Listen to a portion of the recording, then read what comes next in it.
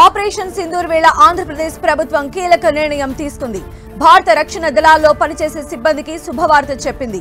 పంచాయతీరాజ్ శాఖ గ్రామ పంచాయతీ పరిధిలోని భారత రక్షణ దళాల సిబ్బందికి చెందిన ఇళ్లకు ఆస్తి పన్ను మినహాయింపు మంజూరు చేయాలని నిర్ణయం తీసుకుంది.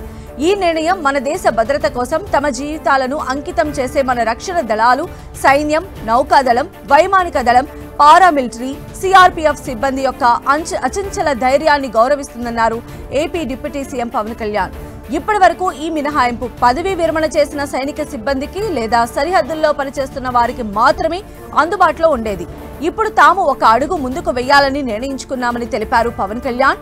ఇప్పటి నుండి భారత రక్షణ దళాల్లోని అన్ని చురుకైన సిబ్బంది వారు ఎక్కడ నియమింపబడినా ఈ ప్రయోజనం పొందేందుకు అర్హులని ప్రకటించింది. సైనిక వెల్ఫేర్ డైరెక్టర్ సిఫార్సు ఆధారంగా ఈ నిర్ణయం తీసుకున్నామని, ఇది మన యూనిఫామ్ ధరించిన వీరులకు ఆంధ్రప్రదేశ్ యొక్క కృతజ్ఞతకు చిహ్నంగా నిలుస్తుందన్నారు.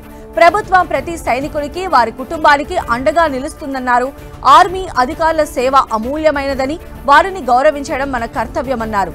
ఈ మేరకు ఆయన ఓ ట్వీట్ చేశారు.